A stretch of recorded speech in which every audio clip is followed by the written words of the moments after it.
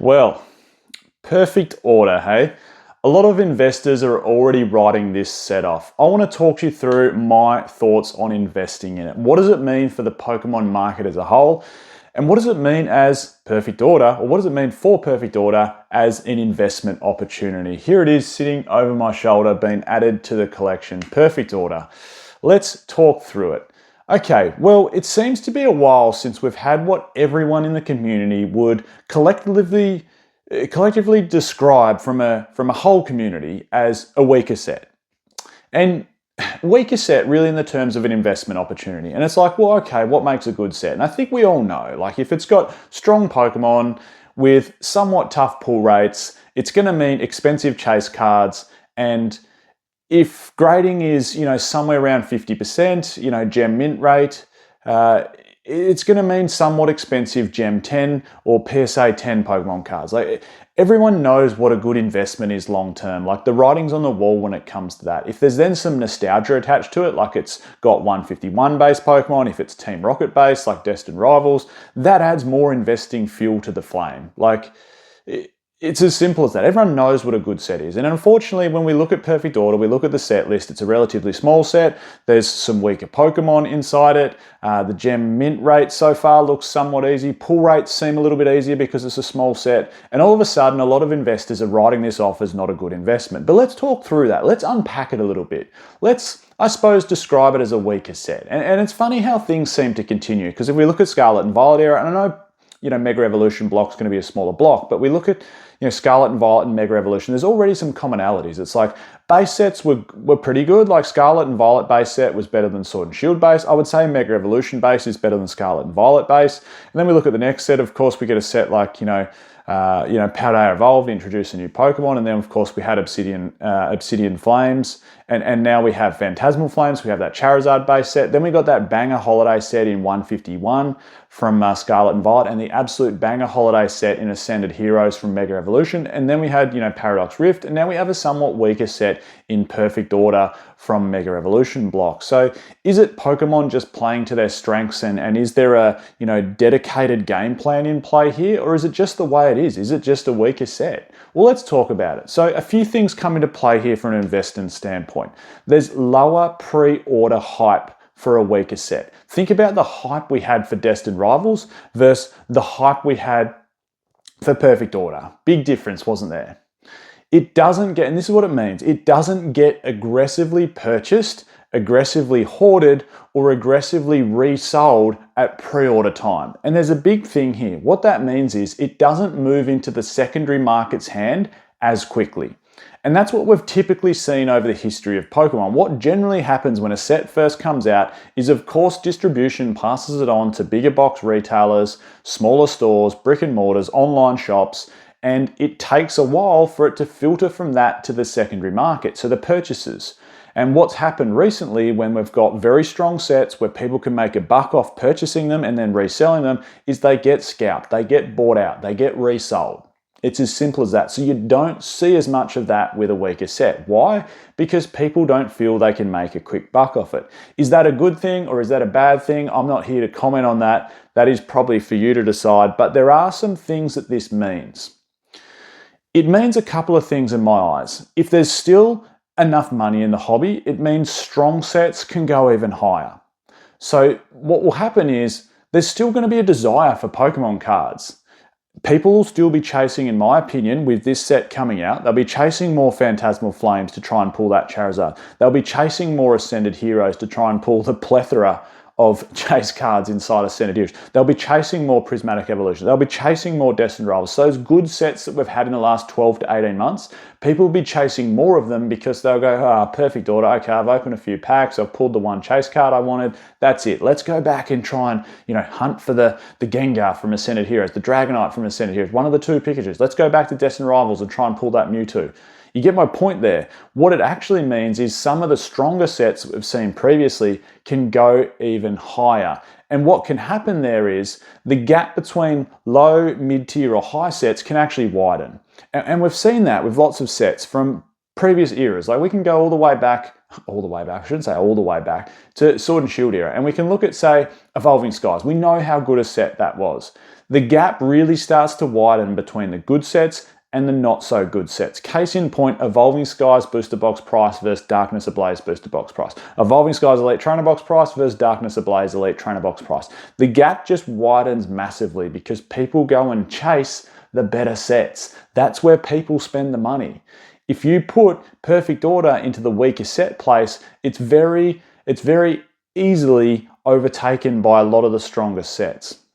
Before I jump into a few more things about what this means for the hobby overall and for Perfect Order, I just wanted to, of course, give a quick shout out to today's video sponsor, which is the Collector app. And I should have said at the start of this video as well, this isn't one where there's any graphics on the screen. So you could pop it on the telly, you could put it on in the headphones while you're going for a walk, or pop it on in the car while you're going for a drive. This is one with no graphics on the screen. I should have said that at the start. And of course, there is some merch for PokeOz, pop it on the telly. But yeah, Collector, what a phenomenal app. You can see so much data, so much analytics, so many good points to help your investing journey in the Collector app. You can see what sort of trades are coming up, and if it's a good trade, if you're, trying to swap someone a certain PSA card for their sealed product, it'll tell you if it's a fair trade.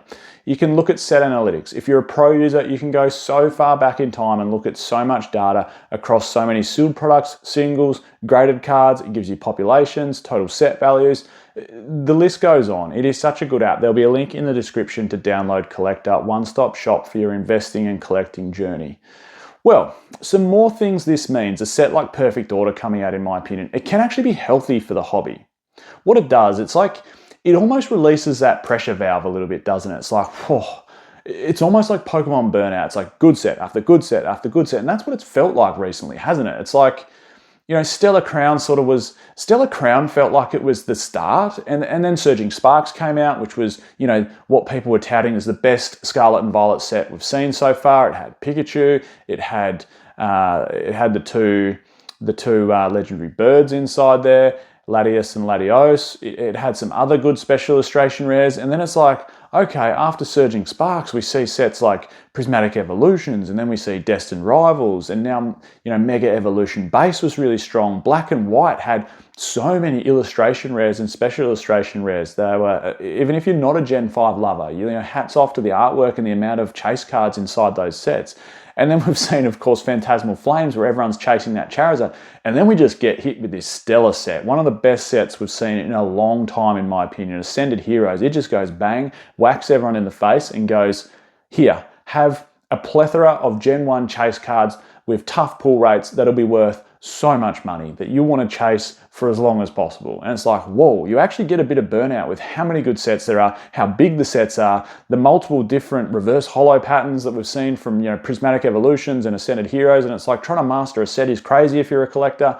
Trying to keep up as an investor is just as difficult. So it almost releases that little bit of pressure, that valve I'm talking about. So it gives collectors time to catch up. It gives investors time to catch a breath, where they go, I don't have to sit online and keep pressing refresh just to buy 1 or 2 booster boxes or a Pokemon Center Elite Trainer box. Like, how hard is it?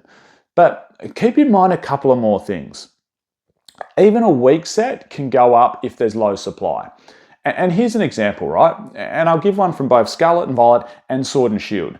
If there's a weak set and there happens to be low supply with it, because the Pokemon Company International goes, okay, like, don't get me wrong, they know what's going on. They know exactly what's going on. They know that Ascended Heroes is a better set than Perfect Order. They know that Prismatic Evolutions was going to be an extremely sought after set. Why do you think we have Prismatic Evolutions big print run? Next set comes out, Prismatic Evolutions reprint. Next set comes out, Prismatic Evolutions reprint, because they knew that was a money-making machine. Prismatic Evolutions, no matter what happens, was going to continue to get bought up. They knew it was the next 151. They knew no matter how much they reprinted it, it would just keep getting bought and bought and bought. And as a result, there is a lot of supply of Prismatic Evolutions, but the demand for it, of course, weighs it out. It is very, very strong, very, very sought after. But even weaker sets, if they have low print runs, can still be sought after. So I'm not saying Perfect Order is a bad investment. Who knows? It could have one small booster box run, although it doesn't seem to be small, and done, one and done. and booster boxes could go to, you know, $500 or $600 relatively quickly if we never see a booster box reprint. So just keep that in mind. Like we saw that with Shrouded Fable in Scarlet and Violet era. Shrouded Fable, typically, if that got multiple Elite Trainer Box reprints, they would just be sitting on the shelves forever. It's not a sought after set, but it got this really mixed-matched release, and they were sort of hard to get, and they were delayed, and it doesn't feel like there's that many out there. They weren't sitting on shelves for very long, even though it's a weak set. And it's like, you know what, that's outperformed how it should have performed.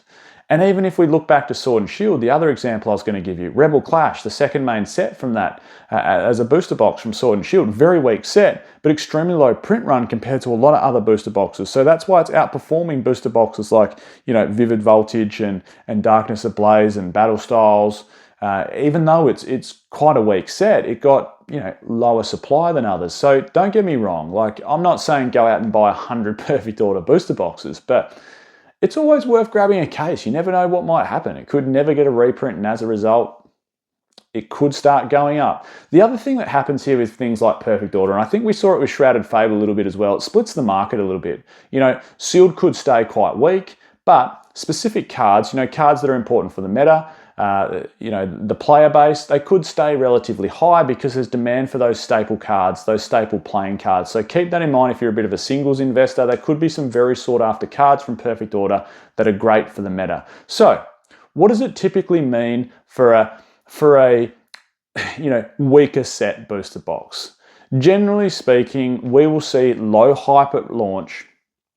We'll generally see price dips in booster box price from launch. And then once the price reaches an equilibrium, we'll generally see some sort of long, flat, slow uptick in the curve. And that's what will happen, in my opinion, with Perfect Order.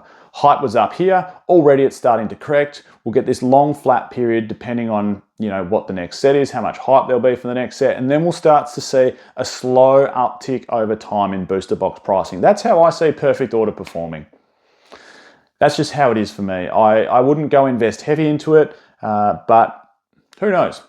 Could be very short print run, and booster boxes could jump up in price a little bit. There's my opinion on Perfect Order. Do you think it's a good thing or a bad thing for the hobby overall? I'm Michael. This is PokeOz. Thanks everyone so much for your time and tuning in. I'll catch you all next time.